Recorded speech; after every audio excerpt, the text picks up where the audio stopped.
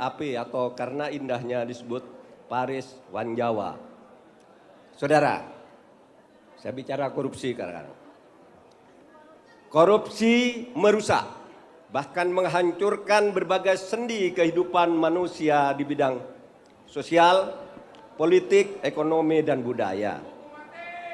Korupsi merusak demokrasi, merusak birokrasi, merusak aparat penegak hukum, bahkan juga merusak kehidupan agama dan berkeyakinan.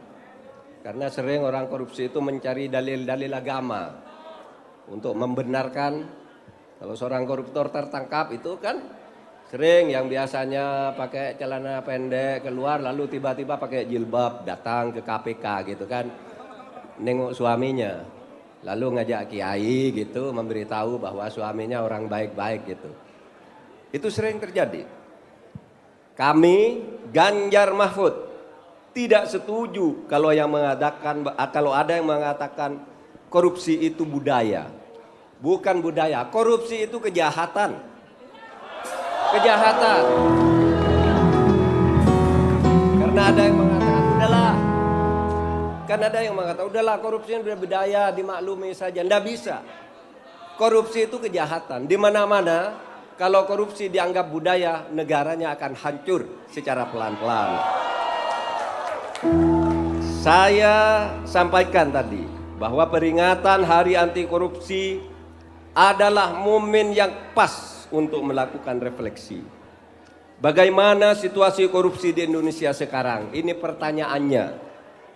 Pertanyaan berikutnya, kenapa ditanyakan sekarang? Kan gitu. Berdasarkan hasil survei Transparansi Internasional, skor indeks persepsi korupsi Indonesia mengalami penurunan drastis pada tahun 2022 dari skor 38 menjadi 34. 38 per 100 menjadi 34 dari skor 0 sampai 100. Itu drastis karena untuk menaikkan satu aja itu susahnya bukan main. Satu naik, paling tinggi kita naik 2 gitu, tiba-tiba turunnya ke 4. Itu pasti ada sesuatu yang luar biasa. Jadi pada saat itu indeks persepsi korupsi kita turun dari peringkat 96 dari 180 negara menjadi peringkat 110. Jadi berapa turunnya itu? 14 tingkat kalau dibandingkan dengan urutan negara terkorup itu. Pertanyaannya, mengapa skor Indonesia turun secara tiba-tiba? Ini sebenarnya tidak tiba-tiba.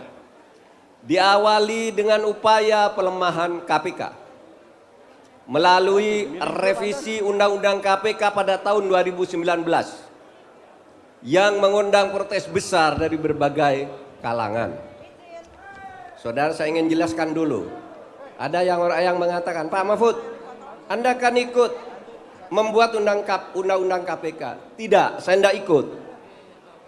Undang-undang KPK itu disahkan oleh DPR pada awal September. Saya menjadi menteri pada akhir Oktober. Jadi ada waktu 1,5 bulan. Sebelum diundangkan tapi sudah disahkan, saya termasuk orang yang usul agar dikeluarkan Perpu RUU KPK yang disahkan oleh DPR itu dibatalkan saja. Tepuk tangan.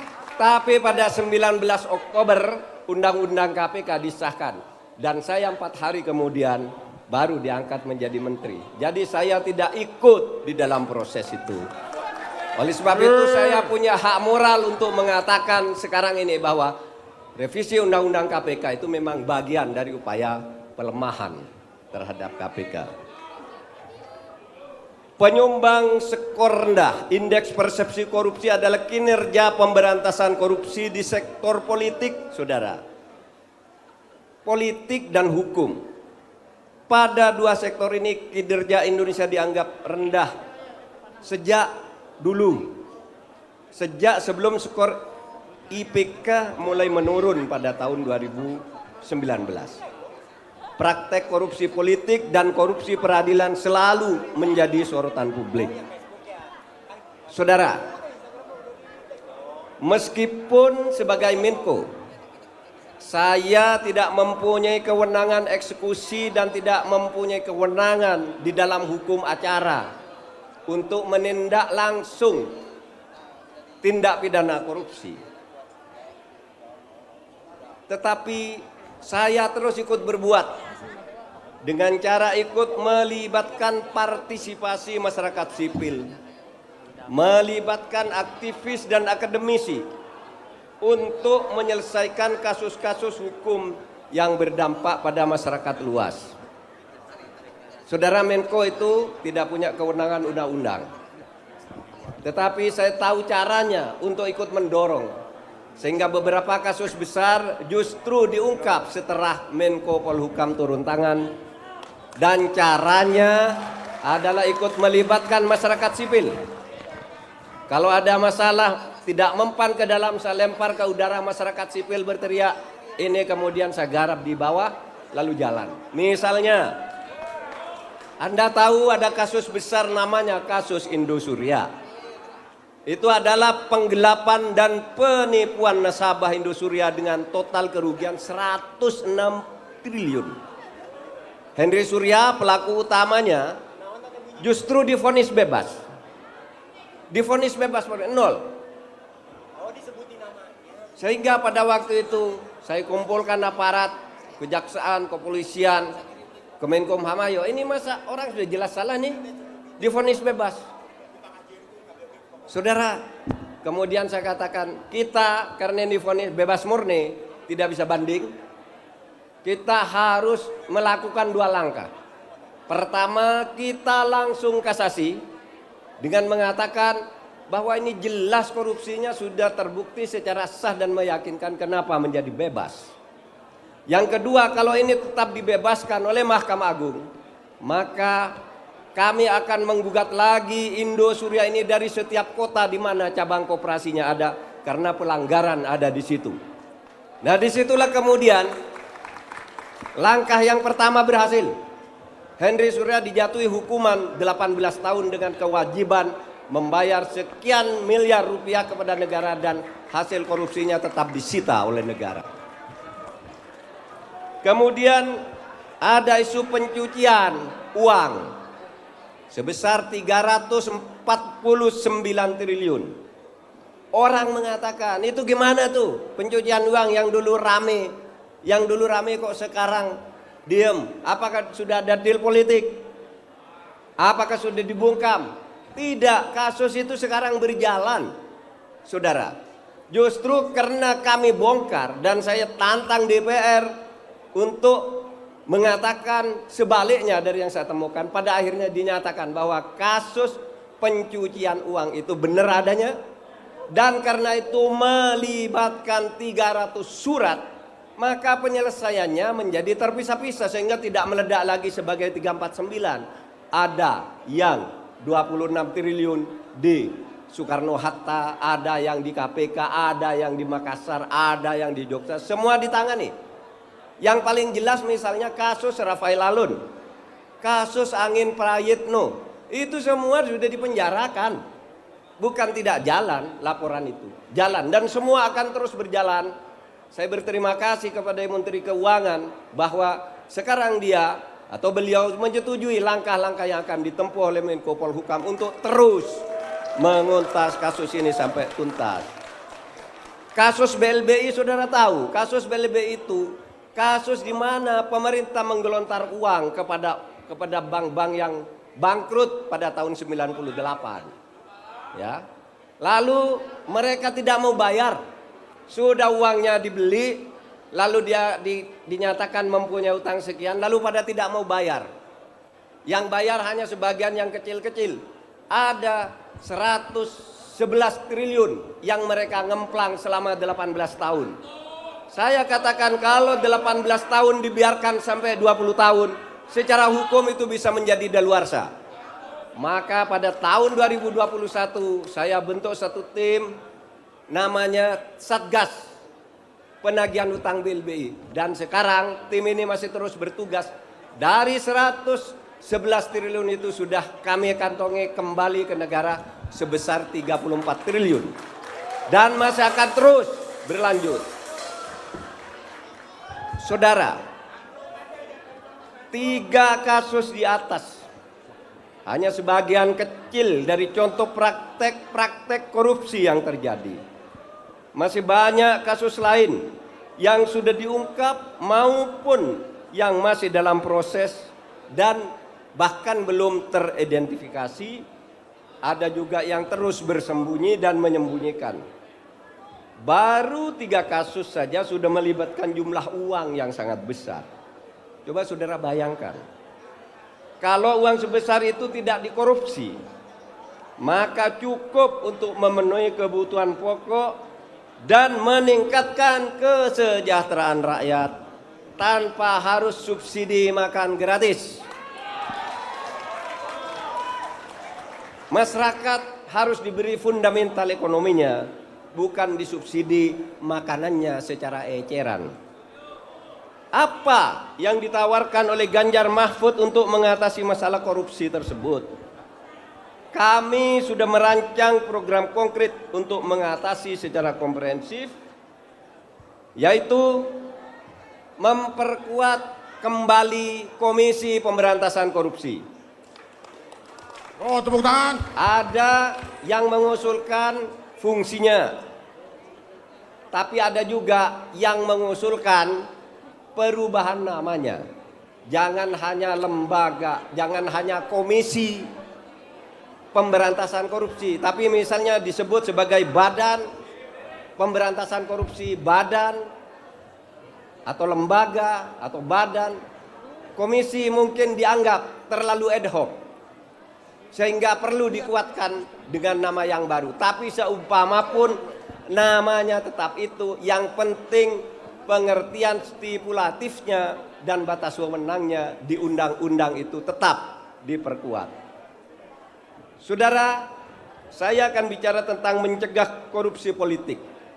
Karena tadi saya katakan hasil transparansi internasional, korupsi itu banyak terjadi di sektor politik dan birokrasi. Korupsi politik menjadi sumber bagi praktek-praktek korupsi lain. Sampai akhir tahun 2022 tercatat total 22 gubernur dan wakil gubernur, 154 bupati dan wali kota serta wakilnya ditangkap oleh KPK. Saudara, penegakan hukum saja tidak cukup untuk menghentikan korupsi. Oleh sebab itu diperlukan pencegahan, yaitu meningkatkan integritas partai politik dan transparansi akan akuntabilitas keuangan partai politik berbasis insentif yang berupa peningkatan bantuan keuangan oleh negara.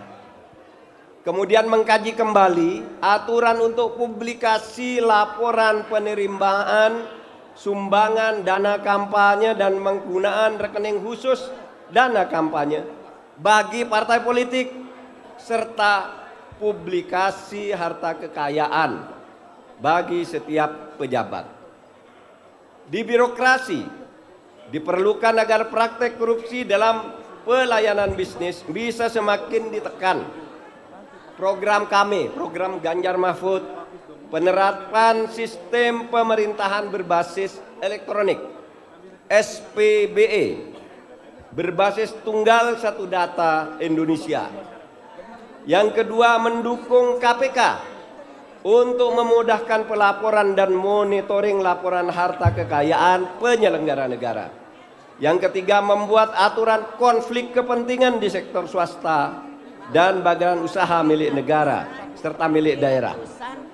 Kemudian meningkatkan kesejahteraan ASN dan membuat aturan yang tegas terkait konflik kepentingan di institusi-institusi pemerintahan termasuk BUMN dan BUMD. Saudara, pencegahan dan pemberantasan korupsi sebagai sebuah social movement Pemerintah tidak mungkin bisa bekerja sendiri untuk pencegahan dan pemberantasan korupsi. Aparat penegak hukum tidak mungkin bisa bekerja sendiri. KPK, polisi, kejaksaan, pengadilan, dan aparat hukum lain tidak mungkin bisa menyelesaikannya sendiri. Semua pemangku kepentingan oleh sebab itu harus bekerja sama, bergandeng tangan, bahu-membahu, saiko kapti, hulupis, kuntul baris, bersama-sama melakukan upaya pencegahan dan pemberantasan korupsi sebagai sebuah gerakan sosial atau social movement. Semua pihak bisa berpartisipasi sesuai dengan peran dan posisi masing-masing. Partisipasi anak muda tentu saja penting, sehingga kita memberi peluang untuk bagaimana kampus, sekolah, pondok pesantren, dan lembaga-lembaga pendidikan lain kami lamar dari sekarang. Kami lamar dari sekarang untuk ikut serta memperkuat pendidikan anti korupsi. Korupsi juga bisa diberantas oleh anak muda dengan mengampanyekan betapa rusaknya korupsi untuk Indonesia. Terlebih anak muda yang adalah digital native bisa memanfaatkan dunia digital untuk memberantas korupsi. Penegakan hukum yang lemah. Ini sudah hampir bagian-bagian akhir. Penegakan hukum yang lemah akan mengakibatkan tidak berjalannya tata kelola pemerintahan yang baik. Padahal tata kelola yang baik adalah kunci bagi pemerintah untuk menyelenggarakan proses pemerintahan, mulai dari pembuatan kebijakan, implementasi program pembangunan, hingga ke evaluasinya. Gejala buruknya tata kelola yang paling kentara adalah korupsi yang berdampak panjang. Korupsi yang terjadi bukan hanya saat implementasi atau eksekusi, tetapi bahkan sejak dari tahap perencanaan program pembangunan. Korupsi akan membuat penyediaan layanan publik seperti kesehatan, pendidikan menjadi tidak efisien, menjadi mahal, dan menyebabkan rakyat susah karena berbelit-belit. Korupsi akan membuat perizinan usaha sulit dan bisnis tidak mendapat kepastian hukum. Berbisnis di Indonesia menjadi tidak menyenangkan. Lapangan pekerjaan baru yang bisa diciptakan menjadi hilang karena korupsi. Secara makro, buruknya tata kelola di sektor ekonomi mengakibatkan ekonomi berbiaya tinggi yang dampaknya merugikan warga dan konsumen karena naiknya harga.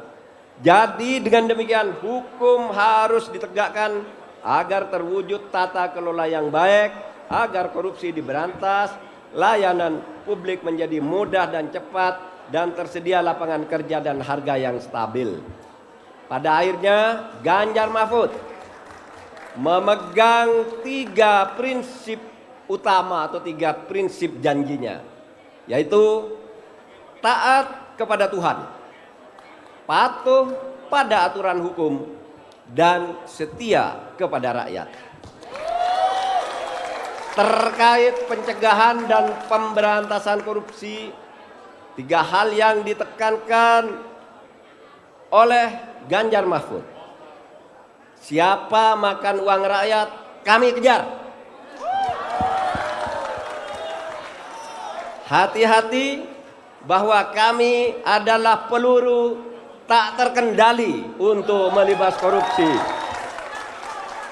Karena kami bersih dan berani, maka koruptor pun menjadi ngeri.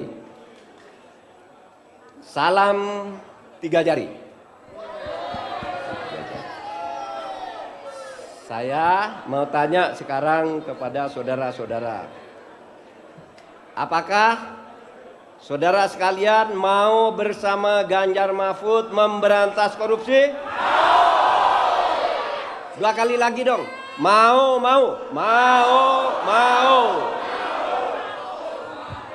Ini jangan hanya mau saya tanya. Kalau hanya mau itu kan banyak ya yang bilang mau. Apakah saudara sekalian bersedia bersama Mahfud dan Ganjar atau bersama Ganjar Mahfud sanggup bekerja keras untuk memberantas korupsi? Sanggup.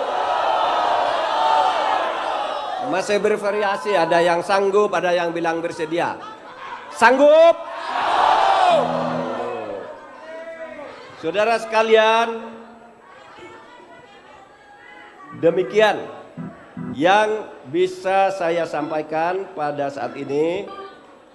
Maka saudara sekalian, kalau nanti saya berkata Ganjar Mahfud seperti biasa, bukan menang dulu baru presiden. Ayo. Ganjar Mahfud.